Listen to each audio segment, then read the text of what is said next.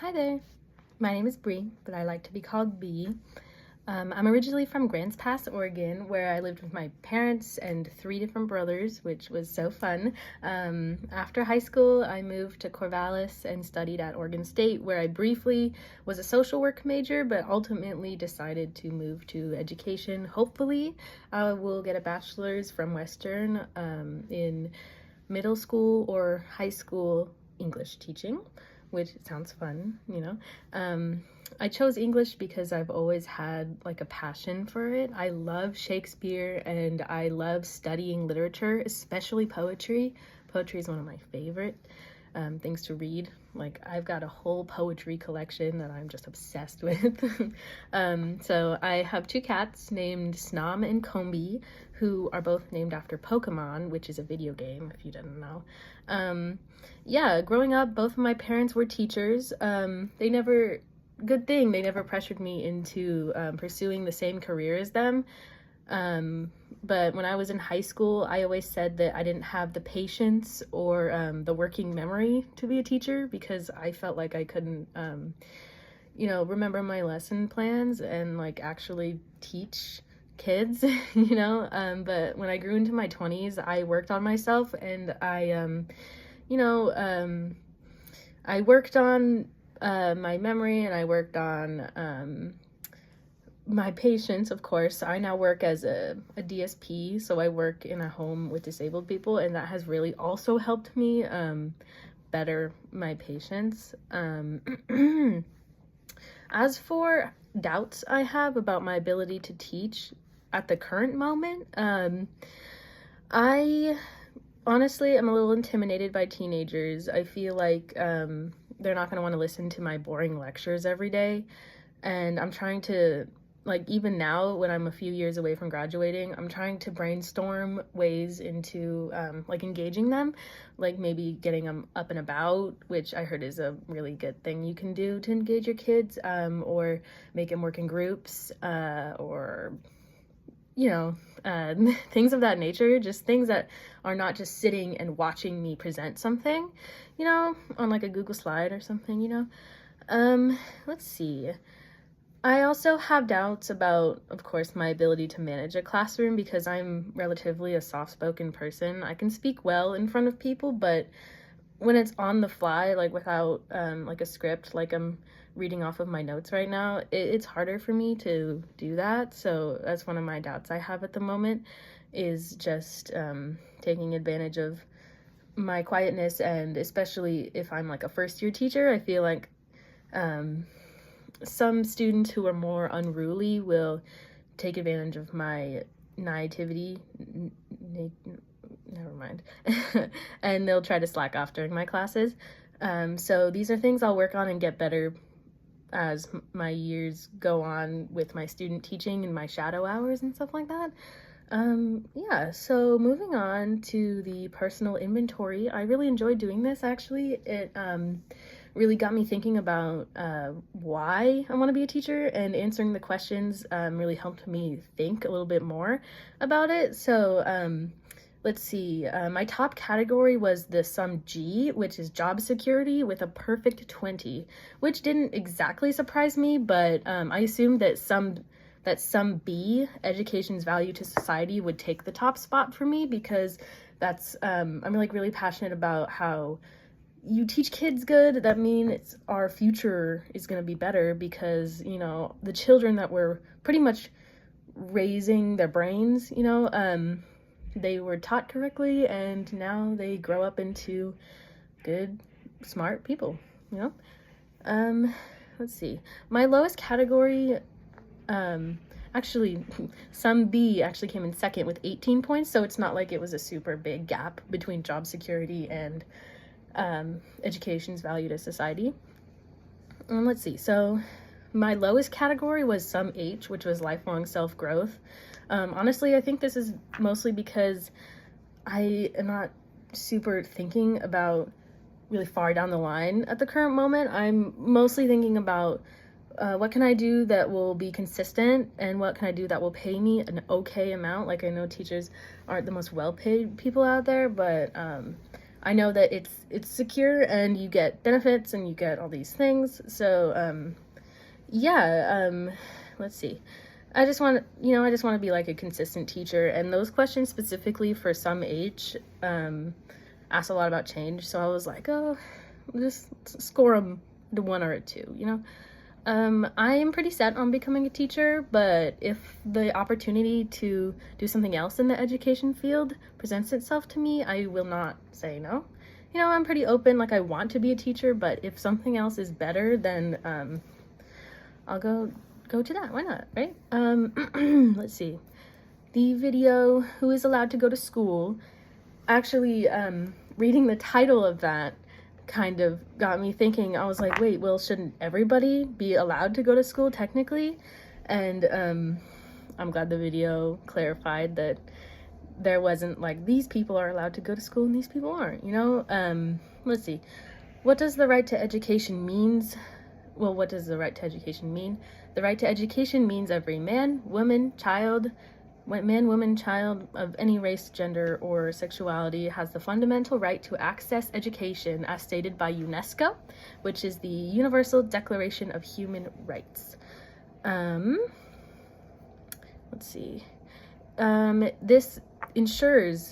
This right ensures that education is not just a privilege, but a guaranteed entitlement for all individuals, regardless of the country they're in, their background, their gender, literally anything. They can get education if, you know, they desire it. They can get educated and pursue being higher educated, you know.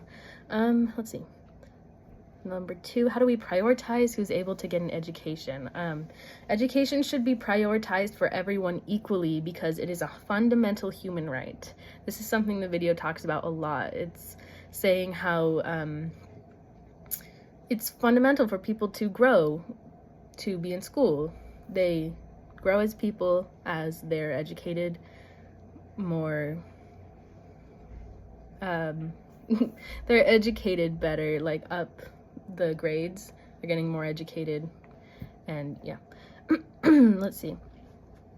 But the video did mention that special attention should be given to marginalized groups such as women, young girls, refugees, people with disabilities, or people in like poverty or conflict zones. And prioritizing the people that I mentioned helps address the historical inequalities and ensures that every individual has equal opportunity to reach their full potential, you know, through their education. Let's see. What are some reasons 263 million children do not have access to school? So there's actually several reasons why this is why this happens. Some of the ones I listed on my notes are poverty, conflict, and natural disasters. So sorry, my lights just turned off. Like war or let's see, a natural disaster like an earthquake. It could like wreck somebody's house, and then they won't have a place to stay, and they can't go to school because they're constantly trying to like help rebuild, you know. Let's see, gender discrimination is something else that I mentioned that the video also goes into detail with, because in some regions of the world, girls are completely denied education due to, you know, their culture and the bias that's influenced by the culture. Another thing, lack of infrastructure. So some areas lack schools in general. They don't have anything that people can go to, you know, to get educated. I'm running out of time here. Yeah, and then people with disabilities also get discriminated against because the schools are inaccessible. There's no like ramps or elevators or support staff. Yeah. Less than 1 in 5 countries can provide 12 years of free education. What does this mean? This means that a significant portion of the global population may not receive the education necessary to develop their critical thinking skills, and they can't grow or get the career opportunities they want. A lack of education like starts a cycle of poverty, inequality, and social injustice. Let's see. We need to invest in education. Yeah, let's see. Sorry. Why do I think girls, immigrants, and people with disabilities are most at risk? Personally, I think that the one thing that these groups have in common in the education field is that they have a history of being discriminated against. They're most at risk of not being educated because it has been normalized in many countries to not give them an education and to ignore the groups altogether. An example for women, it is normal in a ton of cultures still to this day for women to be housewives and to be mothers instead of pursue their own actual career that they want to be in. They also, depending on where they're at, they might feel completely unsafe going to school. So they might not want to go because they might get harassed or bullied or, just all the bad things in certain parts of the world.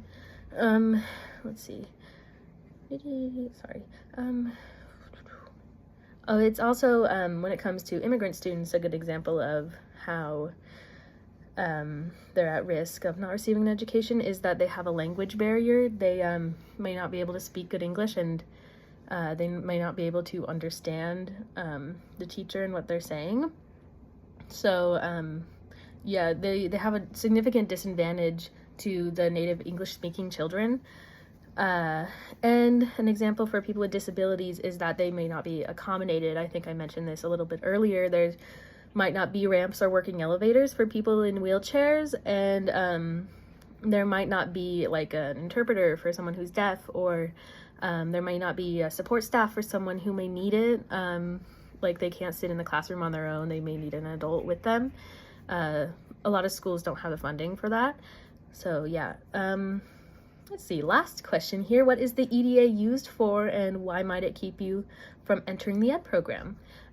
What I interpreted this document as is, it looks like it's an assessment for like a principal or a higher up to assess teachers and their ability to teach students and get their point across, and also have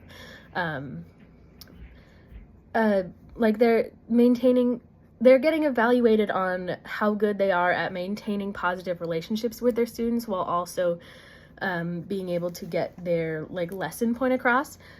And like helping their students actually learn the material and having it stick in their brains while, being a good person and being a good teacher, Let's see. It looks like they need to be proficient in all of the indicators. There was a bunch of indicators listed, and it looks like they're evaluated on every single one. So it looks like they need to be proficient, at least proficient in everything that was listed. This might deter teachers because it's a very intimidating document. There's a lot of things that are listed there and might scare away teachers because of just the sheer amount of things that they're judged on by their bosses. It might be a little scary, and there are a lot of things that they need to be met. There are a lot of things that need to be met on the document, and it might just deter people. Personally, it doesn't seem too scary. I've been assessed like that through like various courses, so I'm a little less intimidated than maybe a new actual teacher, but that's why people may be intimidated. I think that's it. Those are all the prompts. Have a good day.